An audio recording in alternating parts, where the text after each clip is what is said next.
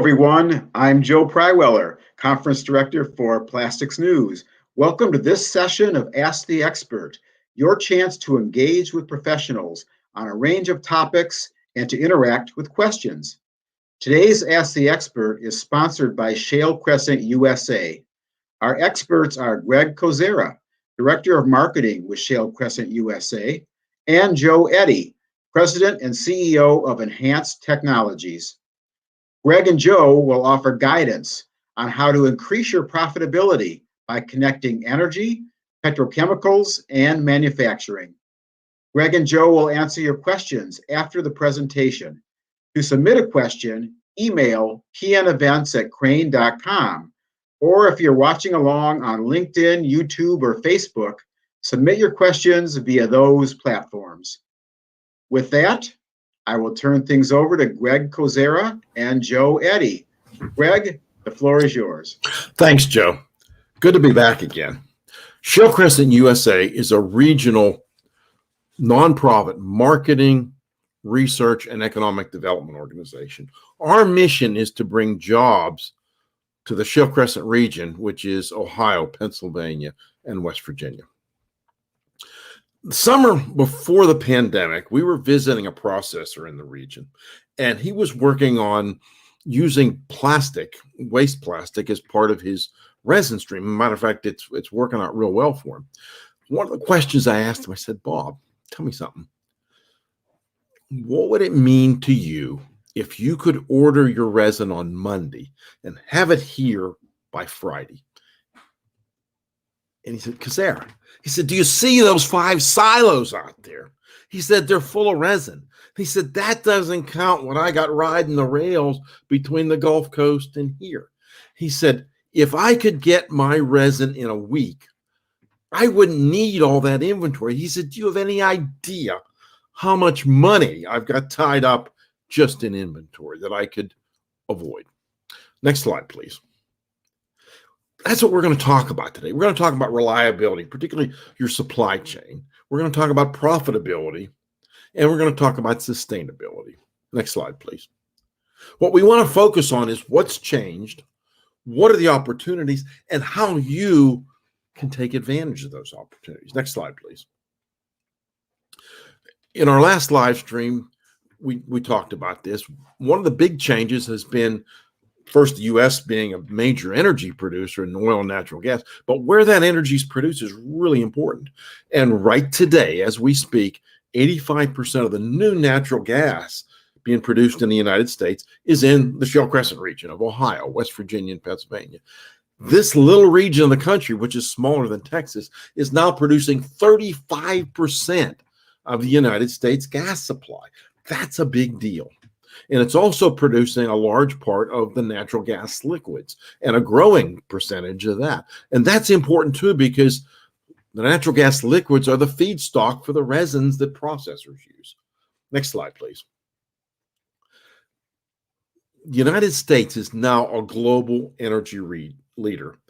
And we are the #1 oil and natural gas producer in the world. Russia's #2. And Shale Crescent USA, and that's without the rest of the USA, is #3. This little area of the country, West Virginia and Pennsylvania, is if it was a country, it would be the #3 natural gas producer in the world. That's a big deal, but here's a bigger deal. Next slide, please. China is a major competitor of ours, and what China needs is oil and natural gas. They need feedstock, they need energy, and this little part of the country, Shale Crescent USA, is producing almost twice as much natural gas as the entire country of China. Next slide, please. What's really changed is the local resin supply. We've never had a local resin supply for decades. In 1920, the first cracker was built in Clendenin, West Virginia. Starting next year, in 2022, the Shell cracker in Monaca, PA, is going to begin to produce polyethylene. That's huge, and that's huge in a lot of different ways. But they're going to be producing 3.5 billion pounds of resin a year from that cracker. And that's just the first of what we think will be several in the region. PTT they haven't announced yet, but there's a lot of work going on that site. We've got several other crackers that we expect to see at least 2 more in this region. But what does just Shell alone, what does that mean for the region, particularly for processors? The U.S. produces about 50 billion pounds of resin annually. So 3.5 billion starting next year will be coming from this cracker. That's a big deal because it's unaffected by hurricanes and the freeze like we saw in Texas. That won't happen up here because just the nature of the beast of this region. Next slide, please. The other thing that's really changed is the market proximity now. 80% of the demand for petrochemicals is within a day's drive of Shale Crescent USA. 70% of the polyethylene demand, 77% of polypropylene demand, and half the United States population, the people that consume the products that processors make, is within a day's drive.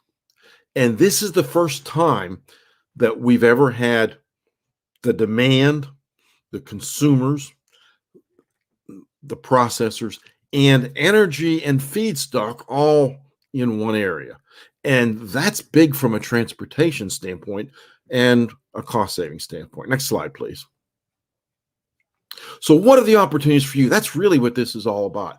Joe Eddy is an executive consultant, and he's the retired CEO of Eagle Manufacturing. And Joe's going to talk more about that. So, Joe, you're on.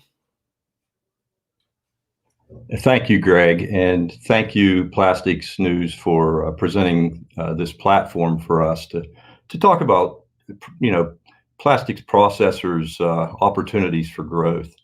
As you know, Greg just very eloquently laid out some of the things that have changed in the United States and in the markets, in the energy more specifically. I'm going to talk about today the opportunities. What are the opportunities for us to, as plastics processors and as manufacturing, what are the opportunities for us to take back lost market share? What is that lost market share and what created it? As well as how do we bring back jobs to the United States that have been lost? So with that, I think it's easy to say, if you look at the little tag in the lower corner of this slide, made in the USA, okay? We can make things here. We've always been good at it, and that's a big part of the opportunity that we have. Let's look at the next slide. A little bit of a busy slide. My background is petroleum engineering, and as the CEO for a long, long time at Eagle Manufacturing, a large plastics processor, these things are all near and dear to my heart. Manufacturing, energy, plastics. So I often have the opportunity for Shale Crescent USA to talk about these things because I've experienced them. Not sure it makes me an expert, but as far as having a long time of 40 years of experience, that's why I like to talk about it. So as you can see here, this slide starts in 1946, but going clear back to 1900 effectively, with the growth in oil and natural gas, we've also had the opportunity to grow our manufacturing jobs through the Industrial Revolution and on through the Information Revolution and into the Energy Revolution again now. So with that, manufacturing jobs have effectively always mirrored production of natural gas and oil in the United States. So I like to say that the two industries are mutually dependent upon each other, and that has always been the case. And as you see here, as oil and gas production increased through the early 70s, so did the manufacturing jobs in the United States, peaking at about 20 million jobs in the 1970s, and then starting a little bit with the production decreases of oil and natural gas, the manufacturing jobs started reducing through the 70s, 80s, and 90s, holding steady for a while, but effectively not growing until 2001. And the big change there, that I'm going to talk a little bit further about through this presentation is China and what happened. China entered the World Trade Organization, and from that point forward, as you can see on this slide, we had a major free fall of U.S. manufacturing jobs. And we'll look at the next few slides, not yet, but the other point I wanted to make is we hit a trough right at the front end of our energy revolution again in 2010 of only 11.5 million manufacturing jobs in this country. So we lost an incredible amount of jobs. And a large part of that was due to China entering the World Trade Organization. Direct correlations, and we'll look at it again here shortly. The thing that I said, as energy increases in the United States, so do manufacturing jobs. And since we've had the energy revolution, and mainly in the Shale Crescent region that Greg talked about, we've added 1.4 million additional new manufacturing jobs in the United States. So let's look at the next slide, and we'll tie all this together. It's easy to see the correlation, as I talked about, with U.S. manufacturing jobs lost and with China's import growth into the United States with products. This started again in 2001, but over the last 35 years, we have literally imported $7 trillion of products and finished goods and products and other materials, $7 trillion from China, with most of that being since they entered the World Trade Organization. So again, a direct correlation, and most of that since the World Trade Organization changed. So let's look at the next slide.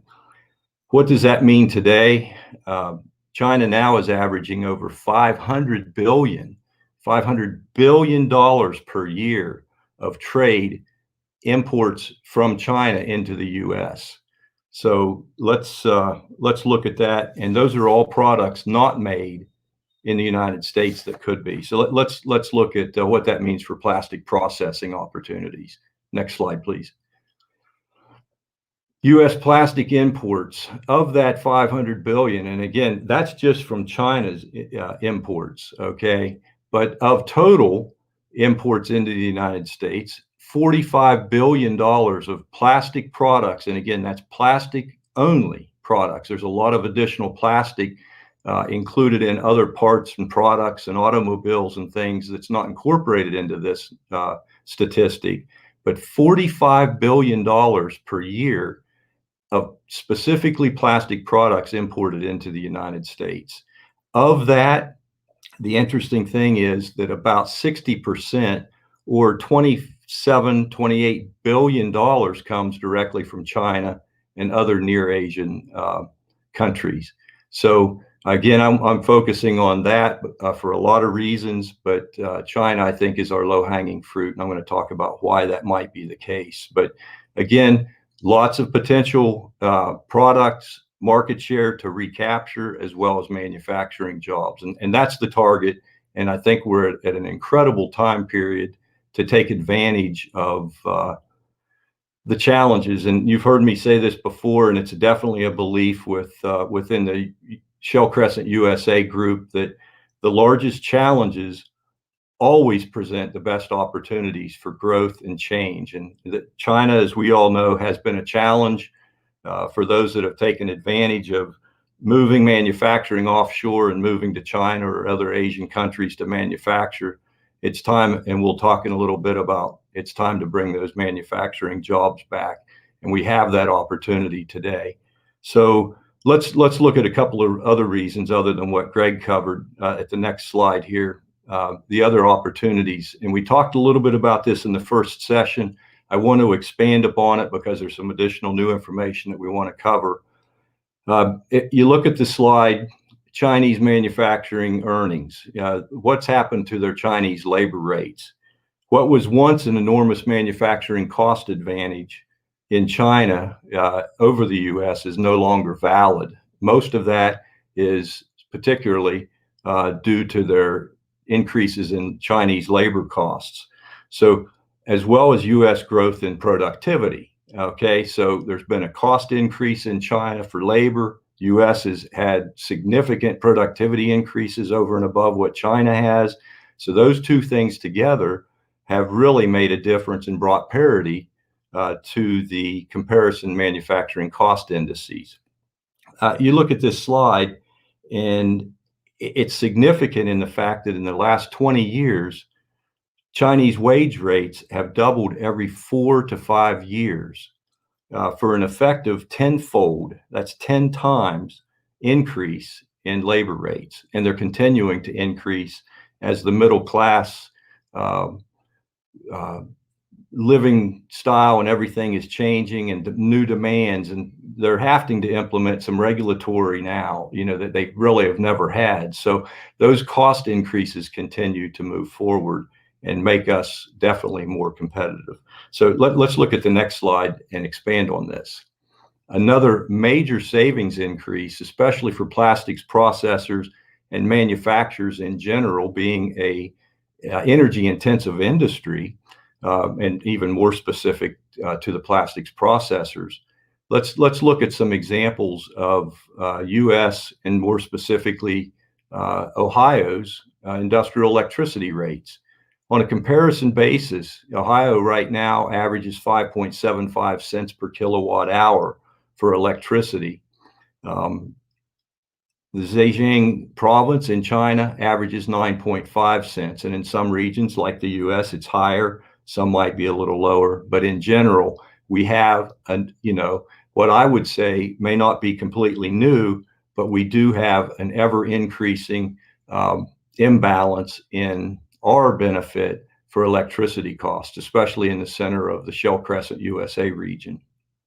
So with that, and with manufacturing being energy intensive, this gives us another major benefit, because electricity is one of the top cost factors in plastics processing. So again, labor and the energy intensity and electricity rates. Let's look at the next slide. So with the renewed energy advantage that Greg discussed, a tenfold increase in Chinese labor rates over the last 20 years, and very competitive U.S. Electricity rates, especially here in the center of Shale Crescent USA. What used to be 30% manufacturing cost advantage for China 20 years ago has eroded to parity today. That is of major importance. And so now I think it's important to also consider, if you look at the inputs for this, it's labor, electricity, natural gas, supply, and it says other. But let's talk about some of the things that are the major cost components that may not be considered here when we talk about the ability to compete. The index does not consider raw material cost advantages. Again, those are often changing depending on the feedstock and supply and where China is getting their plastics for processing, as well as the raw materials that are feeding that feedstock, whether it's in Saudi Arabia or other parts of the Middle East. As well as it does not include their ability to be able to support products without a large transportation cost like we can in the US, especially when they're supplying US markets with imports. So again, the basic feedstock and energy advantage from the feedstocks as well as transportation gives us additional advantages. So with that, let's say that we all know now that we can compete with China, and we can compete economically and profitably. But let's look at the next slide and talk about what else I think that's really important, especially with ESG goals that we have now that, are goals, but will someday possibly be mandated by our markets, by our customers, by the governments and regulatory. But let's look at the fact that we can now not only be profitable, but we can be sustainable. And I think that is on a competitive advantage and things to talk about and market. That is a great opportunity for us. So we're all today, as processors and as manufacturers and business people, working to eliminate transportation, working, let me back up, say today we're all working to improve our processes to mitigate emissions as part of our ESG programs. What would we all say, and what would it mean to us if we could say we could eliminate these emissions completely by eliminating the transportation of this $45 billion of imported plastic products per year, let alone the 500 billion of total imports from China per year. But if we focus on the plastics processing, it's a huge, huge number. So let's look at the next slide, and we'll take a look at the what I'm talking about here.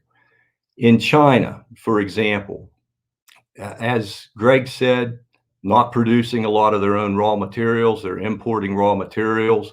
They're importing, if it's not oil and natural gas to make product, it's importing resin. There's oil and raw materials, ocean transport of 7,000 to 10,000 miles. We tried being very conservative on this. There's 10,000 to 15,000 miles of ocean transport for the containers of shipping either raw materials or finished products. There's inland, and again, what I'm saying here is if China's producing the plastic products, they have time and cost and transportation to get their raw materials there to make the products. Then they have to ship those products back across ocean waters and across land inland to the United States to get it to the central markets of the US. There is as much as 25,000 miles of ocean and land transport to move that raw materials, resins, and then finished products to market if they're importing it here into the United States. So, or if they're exporting and we're importing. So that's at least 25,000 miles of carbon footprint and transportation emissions, huge carbon footprint. So the easiest and largest reduction in carbon emissions for a consumer products company is to make the product here in the United States and have, if it's made in the middle of the Shale Crescent USA region, only to have 500 miles as a maximum transportation cost and emission footprint. So major reduction, something that should be being talked about more in government and policy, but definitely I think it's time that we start talking more about what Greg emphasized, and I think we'll say again before this presentation's over, the importance of understanding why Shale Crescent USA is the only place in the world where you can manufacture your products, place your manufacturing plant right in the middle of your energy supply,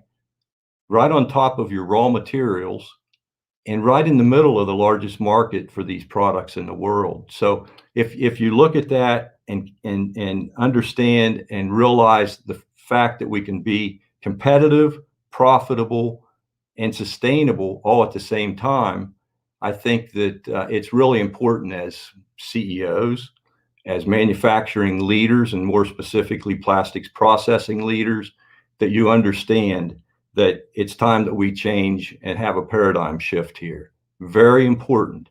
We need to change the narrative and realize and start talking to our employees, our customers, and to our government officials the fact that we change this narrative in our thinking process to know that we can be profitable. We can compete with China, and not only profitably, but sustainably. And what does that sustainability mean? It means a major reduction in carbon emissions and a carbon footprint. And it really is a good adder that we have the ability to bring back these jobs to the United States, as well as the ability to make products now profitably. And with that, I want to say that, Greg's going to talk a little bit about where we're going with this in June. And we're going to expand on this, talk about what those specific opportunities are, and break it down and strip it down and peel off the layers and say, okay, if you're in this type of a processing market, these are the opportunities and the products that have the best opportunity for you. Or if you use this type of resin, these are the type of opportunities that you have. So in a short presentation that we have today, it's hard to break that down and to get into the specifics, but that's where we're really leading with this. So with that, I'd like to turn it back over to Greg Kozera, and Greg will talk a little bit about where we're going in June with this. Thank you, and look forward to your questions. Thanks, Joe. What we've done today has been, ladies and gentlemen, been at a very high level. We would be happy to visit with any of you individually and talk about specifically what this means to your organization. We've done several studies, and we're happy to share that information with you. And we don't charge fees for anything we do. Shale Crescent is going to be at its first in-person event since the pandemic. We're going to be at the West Virginia Manufacturers Association conference in Morgantown, West Virginia on June 7th and 8th. So if you're in the region, you want to come visit us there, that'd be great. We're going to be back here on live stream June 16th, and we're going to talk about how you can be sustainable and more profitable. So look forward to seeing everybody back then. And Joe Pryweller, back to you, sir. Thank you.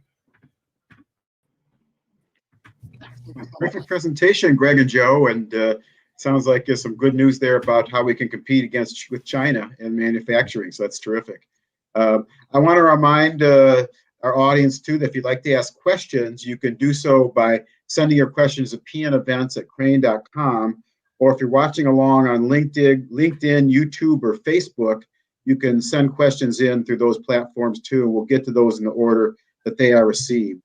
Let's start by talking a little bit about China and some of the areas that Joe got into. Greg and Joe, what is Shale Crescent USA's greatest advantage over China? What do you see as, if you could pinpoint something there? I think I would say, Joe, that this is the markets here. We've got half the U.S. population, so the people that are buying stuff, most of them are here. The processors, the people that can make the stuff are here. So really the location, I think, is huge, where you've got energy, feedstock, and customers all in one spot. Excellent. Joe, do you have anything to add there?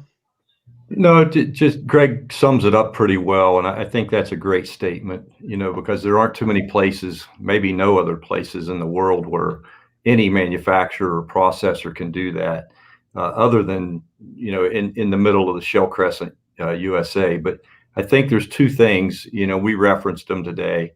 Part of it's, I think, a natural effect of the growth in China, and that is labor rate increases have really made us competitive. More competitive on a manufacturing cost index basis, but even more so, the energy revolution that we've seen here over the last 10 years has really given us a great shot in the arm going forward for the next 20 to 30, 40 years with the reserves of natural gas liquids, all of our heating and processing and feedstocks that we literally have here, that we're, as Greg noted, we used to have an advantage in the 20s and 30s and 40s. We lost that with the manufacturing, or with the reduction in production. It's back, and we do have an opportunity. I'll tell you, it's up to us as leaders to take advantage of this opportunity, because if we don't, and we don't take advantage of it now, I don't know where the profitability and sustainability of our manufacturing jobs and our markets will be in the next 20 years. I think it's an imperative process for us, again, as leaders, to realize that we are competitive. We can be competitive and profitable and more sustainable. So, yeah, I think that's our greatest advantage over China. And again, there's a lot of reasons that we pinpoint China as our biggest advantage and opportunity.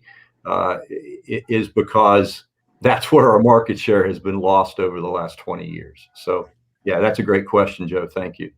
Sure, Joe, I can add something else that might be important. Greg. We talk to executives. One of the things that we heard is what used to take 30 days to get here from places like Asia are taking 70 plus. and it's coming at an increased cost. Not to mention the fact that right now, I was on a conference and they're showing all these ships floating around in the Pacific Ocean waiting to be able to unload. So it's just shipping across the ocean isn't exactly what it used to be. No, I was going to say, I imagine that there's a big cost differential. It's growing for shipping something overseas, obviously compared to shipping it from the Shale Crescent region of the United States. It must be, you see that growing quite a bit because of shipping issues and that kind of thing. And well, yeah, shipping issues as well as port issues in the United States. The ports are backed up. The ports and infrastructure are not, they need to be updated. It's a major cost increase to import the product. So that's a major benefit for us. That's why I say this is the time to take advantage of these opportunities. Great. And a follow-up question. Again, if you want to send your questions, send them to pnevents@crane.com or via your LinkedIn, Facebook, or YouTube sites, and we'll get to those. A follow-up question to what's going on with manufacturing moving here. Do you see also a movement taking place already to more regional supply chains instead of global supply chains? Greg, you want to touch on that? My answer is definitely. That's a great question as well. There is a move. There are some things like the pandemic that really have broadened our horizons on why that is of issue.